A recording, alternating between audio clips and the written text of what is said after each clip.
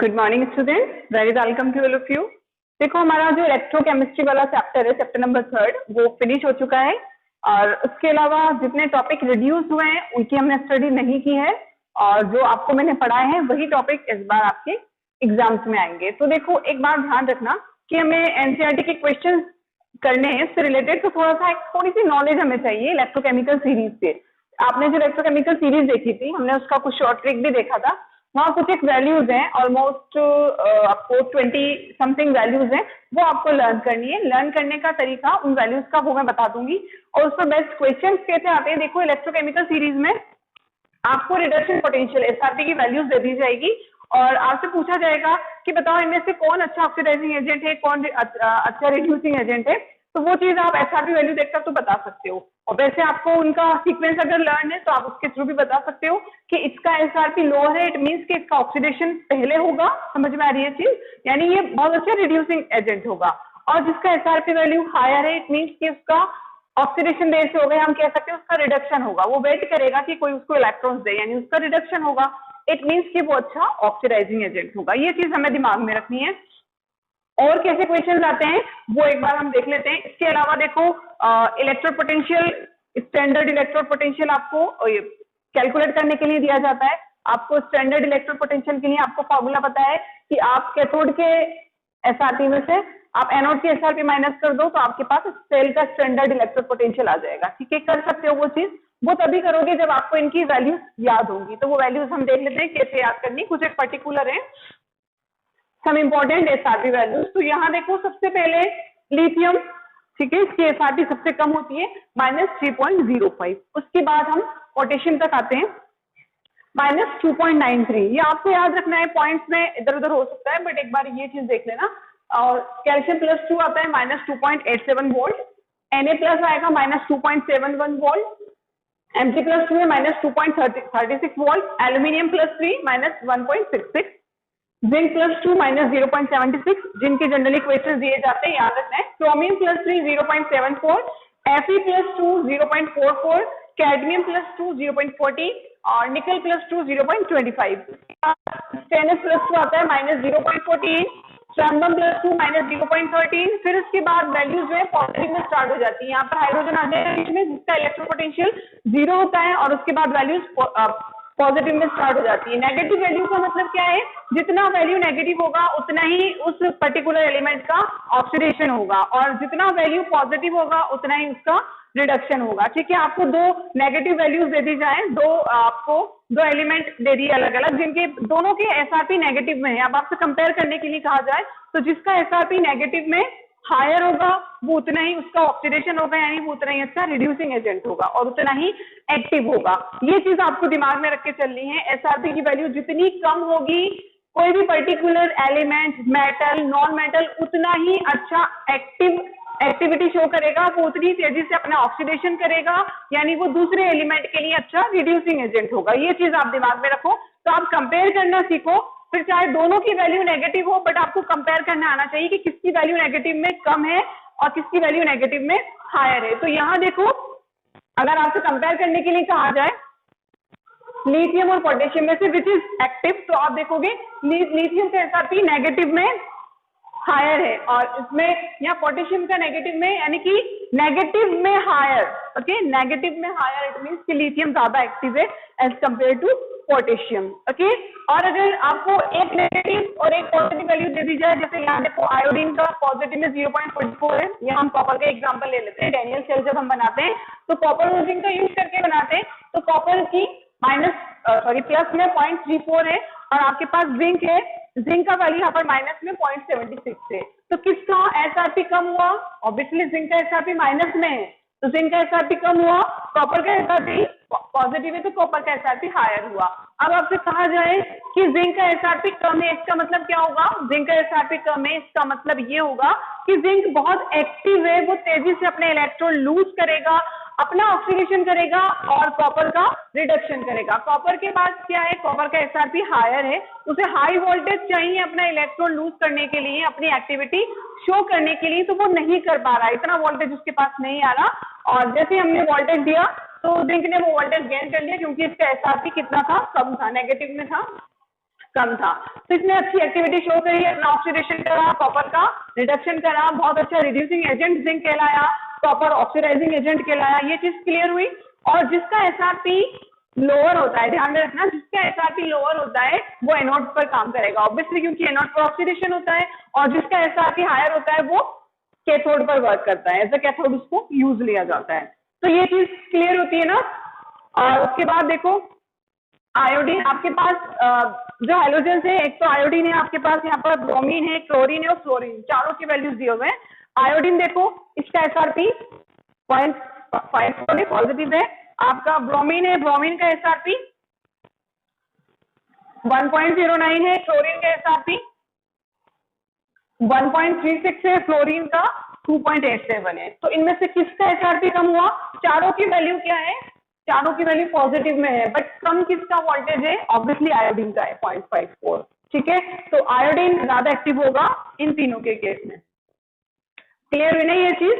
तो अगर हमसे कहा जाए, आपको सॉल्यूशन दे दिया जाए, एक आयोडीन का सॉल्ट है और एक सॉल्ट दे दिया आपको मान लो क्लोरीन का, फिर आपसे पूछे कि इसमें से क्लोरीन आयोडीन को रिप्लेस करेगा या आयोडीन क्लोरीन को, तो वो चीज हम समझेंगे। जो एक्टिव होगा, जिसका एसआरपी कम होगा, वो दूसरे एलिमेंट को उसके सोल्ट में से रिप्लेस करने की कैपेसिटी रखता है।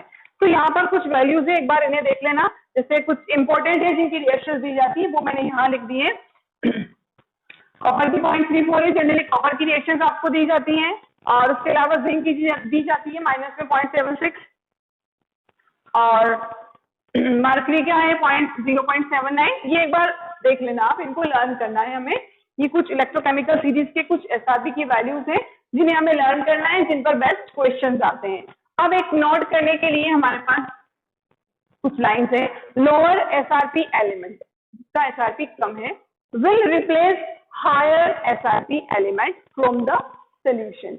जिसका एसआरपी जितना कम होगा, वो हायर एसआरपी वाले, हायर स्टैंडर्ड रिडक्शन पोटेंशियल वाले एलिमेंट को उसके सॉल्ट में से रिप्लेस करने की कैपेसिटी रखेगा। क्यों रखेगा? कम एसआरपी यानी ज्यादा एक्टिविटी, उसको वोल्टेज कम चाहिए एक्टिव होने के लिए, ज्यादा एक्टिव है, तो वो हायर एसआरपी वाले एलिमेंट को उसके सॉल्ट में से रिप्लेस कर सकता है। जैसे देखो, कॉपर सल्फेट का सोल्यूशन आपने लिया, कॉपर का सॉल्ट है ये, यहाँ पर आपके पास जिंक है। अब आप चाहते हो कि जिंक जो है वो इस कॉपर को उसके सॉल्ट में से रिप्लेस कर दे। ओके, तो देखो क्या रिएक्शन पॉसिबल है, तो हम यहाँ पर दिमाग लगाएंगे। हमें पता है जिंक का एसआरपी नेगेटिव में था, हमने देखा नेगेटिव वाली साइड में था, हमें याद नहीं है, तब भी हमारा काम हो जाएगा। कॉपर का एसआरपी पॉजिटिव में था, तो किसका एसआरपी लोअर हुआ? जिंक का हुआ, यानी जिंक ज्यादा एक्टिव है। जिंक कैसा हो गया? एक्टिव हो गया। एक्टिव होकर क्या करेगा? अपने इलेक्ट्रॉन लूज करना स्टार्ट करेगा। इलेक्ट्रॉन लूज करके, अभी तो ये जीरो ऑक्सीडेशन स्टेट में, जानते हो आप, कोई भी एलिमेंट अपनी एलिमेंटल स्टेट में जीरो ऑक्सीडेशन स्टेट शो करता है। अभी ये जीरो ऑक्सीडेशन स्टेट में इलेक्ट्रॉन लूज करेगा, +2 में आएगा, और इस कॉपर को यहां से रिप्लेस करके ले लेगा। यानी जिंक एक्टिव मेटल है, क्योंकि इसका एसआरपी कम हुआ, तो यहाँ पे कॉपर सल्फेट को रिप्लेस कर दिया, और हमारे पास रिएक्शन आ जाएगी, जिंक सल्फेट और कॉपर हमारे पास यहाँ बनेगा। अब हमने क्या किया? दूसरा वही रिएक्शन की, हमने जिंक सल्फेट का सोल्यूशन ले लिया और साथ में कॉपर डाल दिया। अब हम चाहते हैं कि कॉपर इस जिंक को यहाँ से रिप्लेस कर दे और कॉपर सल्फेट बना ले, बट ये पॉसिबल नहीं होगा, क्योंकि हमें मालूम है कॉपर का एसआरपी जिंक के कंपेयर में हायर है, तो कॉपर इतना एक्टिव नहीं है जितना कि जिंक है, तो वो क्या करेगा? रिप्लेस नहीं कर पाएगा, इसकी जगह नहीं ले पाएगा। तो हम चाहें कि कॉपर सल्फेट और जिंक बन जाए हमारा इस रिएक्शन से, तो ये पॉसिबल नहीं है।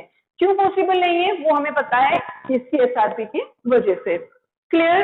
अब एक क्वेश्चन है आपका एनसीईआरटी का, फर्स्ट क्वेश्चन ये है, arrange the following in order they displace each other from the solution of their salt. कुछ आपको एलिमेंट दे दिए, अब कह रहे हैं कि अब बताओ इन्हें अरेंज करो इस ऑर्डर में कि ये एक दूसरे को रिप्लेस करते हो इनके सॉल्ट में से। तो सबसे पहले आपको सबसे एक्टिव मेटल एलिमेंट लिखना होगा जिसका एसआरपी सबसे कम है, वो सबसे ज्यादा एक्टिविटी रखेगा दूसरे सॉल्ट्स को रिप्लेस करने की। ओके, दूसरे एलिमेंट्स को उनके सॉल्ट में से रिप्लेस करने की। तो सबसे कम एसआरपी यहाँ पर आपको एल्यूमिनियम दिया है, कॉपर दिया है, फेरस दिया है, मैग्नीशियम दिया है और जिंक दिया है। प्लस माइनस कौन सा चार्ज है ये नहीं पता, बट आपको मालूम है कि एल्यूमिनियम, इसका नेगेटिव -1.66 होता है, और एक है हमारे पास जिंक, जिंक का -0.76 होता है, और मैग्नीशियम का -2.36 होता है। तो यहाँ देखो सबसे एक्टिव मेटल कौन सा होगा, ये चीज आपको अरेंज करनी है, जिसका नेगेटिव वैल्यू, जिसका एसआरपी सबसे लोअर होगा, सबसे लोअर एसआरपी किसका है वो चीज आप मुझे बताना। यहाँ से अरेंज करके ये क्वेश्चन आपके लिए है, जिसका एसआरपी लोअर होगा वो सबसे एक्टिव होगा, यानी उसके अंदर कैपेसिटी है कि वो सबको, सारे एलिमेंट्स को जितने भी लिखे हुए हैं उनको उनके सॉल्ट से रिप्लेस कर सकता है। ठीक है, तो ये क्वेश्चन आपके लिए है, आपको अपनी समझ से इसका आंसर लिखना है और मुझे व्हाट्सएप करना है। एक बार इसे नोट डाउन करो, फिर एक क्वेश्चन और कर लेते हैं हम एनसीईआरटी का।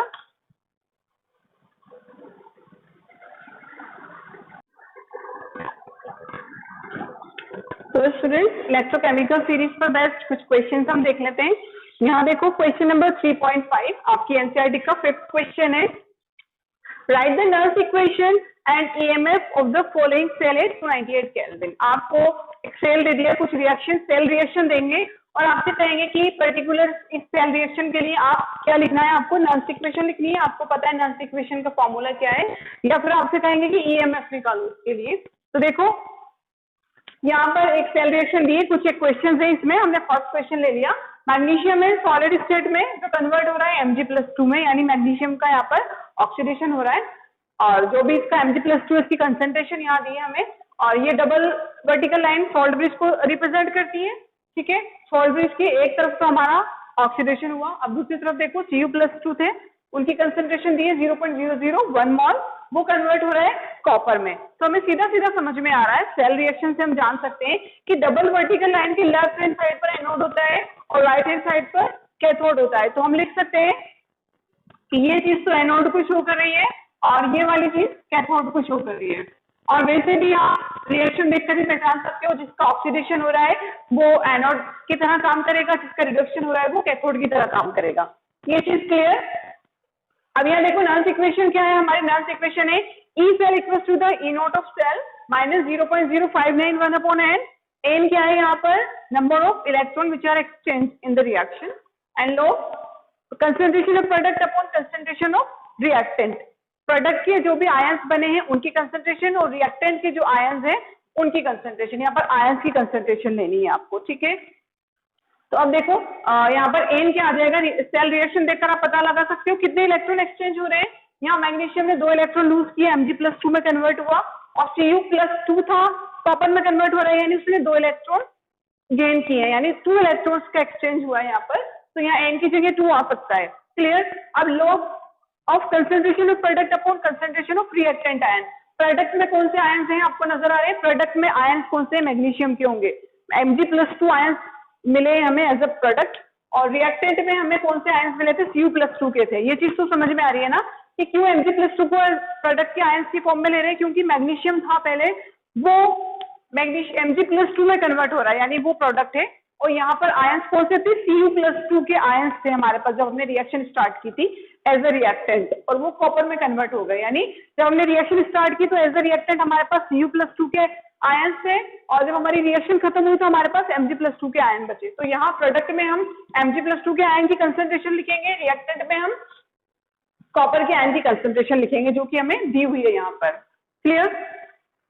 और उसके बाद अगर हम बात करें E नॉट ऑफ सेल, आपको पता ही है इसका फॉर्मूला कि कैथोड के एसआरपी में से एनोड का एसआरपी माइनस कर दो, E not of cathode minus E not of anode. अब आपको यहाँ पर वैल्यूज रिमेम्बराइज करनी है कि कैथोड पर तो आपका क्या है, Cu+2 है, कॉपर के लिए प्लस का 0.34 होता है, और मैग्नीशियम के लिए जो वैल्यू है वो सब आपको लर्न रखनी है।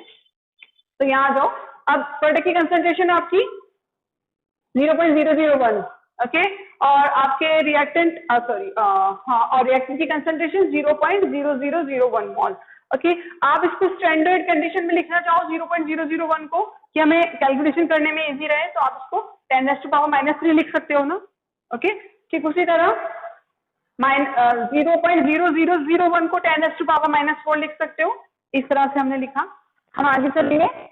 E cell is equals here E not of cathode, cathode का एसआरपी माइनस एनोड का एसआरपी। एनोड पर हमारा मैग्नीशियम है, उसका एसआरपी का वैल्यू माइनस में कितना होता है, -2.36 होता है। रिमेम्बर करनी है आपको, लर्न करना है। और यहाँ पर जो आपका 0.0591 था उसको आपने 2 से डिवाइड किया तो आपकी वैल्यू आई 0.00295। और एक चीज ध्यान में रखो, ये जो 10⁻³ था, जब आपने इसको और सॉल्व किया तो आपके पास क्या वैल्यू बचती है, ओनली 10⁻1 बचता है। जब ये ऊपर जाएगा -4, ठीक है, तो प्लस हो जाएगा, ठीक है, 10⁻+4, तो हमारे पास टोटल वैल्यू 10⁻1 आएगी, हम उसको 10 भी लिख सकते हैं। ओके, log of 10 आ गया। और जानते हैं log of 10 का वैल्यू कितना होता है, 1 होता है। 1 हमने यहाँ पर लिख दिया, ठीक है, इसको सॉल्व किया, हमारे पास ये वैल्यू आती है। तो टोटल ई से हमारे पास क्या आ गया, 2.67 वोल्ट। पूछा क्या था हमसे, इसमें 2 चीजें पूछी थी, एक नॉन इक्वेशन लिखनी थी, तो नॉन इक्वेशन आपने यहाँ पर लिख दिया, आप यहाँ स्टॉप कर सकते हैं। सिर्फ नॉन इक्वेशन पूछता है तो ज्यादा कैलकुलेशन करने की जरूरत नहीं है, आप इस तरह से लिख दो। और यदि करना चाहो तो ऐसे भी लिखकर छोड़ सकते हो, ये नॉन इक्वेशन हो गई, ठीक है, कैसे भी यहाँ भी छोड़ दो, आप यहाँ भी छोड़ सकते हो, नॉन इक्वेशन बतानी है आपको इसके लिए। और आपसे फिर पूछ रहा है दूसरी चीज, ईएमएफ, इलेक्ट्रोमोटिव फोर्स पूछ रहा है, तो वो ईएमएफ आपने यहाँ से इन आउट ऑफ सेल की वैल्यूज लिखी है, आपको ई सेल पता चल गया, ईएमएफ, इलेक्ट्रोमोटिव फोर्स। तो इस तरह के क्वेश्चंस पूछे जाते हैं जिसके लिए आपको एसआरपी की वैल्यूज कुछ पर्टिकुलर मैंने दे दी, उनकी वैल्यूज आपको याद रखनी है। एक क्वेश्चन और देख लो, क्वेश्चन नंबर 3.6 है, determine the del G negative. आपने देखा है गिब्स फ्री एनर्जी का क्या फॉर्मूला होता है, और इसके अलावा क्या डिटरमाइन करना है, and E out of cell for the reaction. कोई रिएक्शन दे दी, उसके लिए आपसे पूछ रहे हैं कि इन आउट ऑफ सेल निकालो और साथ ही साथ उसकी गिब्स फ्री एनर्जी भी निकालो। अब यहाँ देखो रिएक्शन क्या दी है, जिंक का सॉलिड स्टेट में सिल्वर का ऑक्साइड है प्लस वाटर है, इन्होंने रिएक्शन किया, क्या मिला हमें, zinc +2 silver plus OH negative ion, ठीक है। तो यहाँ देखो जिंक था हमारे पास, किसमें कन्वर्ट हुआ, इलेक्ट्रॉन मूव करके Zn+2 में, यानी यहाँ पर क्या हुआ है, ऑक्सीडेशन हो रहा है, यानी ये किसकी रिएक्शन है, एनोड की रिएक्शन है। ओके, और उसके अलावा आपके पास सिल्वर था, किस फॉर्म में था, +2। समझ रहे हो ना, यहाँ पर सिल्वर +2 में होगा क्योंकि ऑक्सीजन का -2 है, तो ऑब्वियसली सिल्वर पर +2 होगा। तो हमारे पास यहाँ से +2 था, इलेक्ट्रॉन गेन करके किसमें कन्वर्ट हुआ, सिल्वर में कन्वर्ट हो गया। तो यानी यहाँ पर रिडक्शन हुआ है, इट मीन्स ये किसकी रिएक्शन है, कैथोड की रिएक्शन है।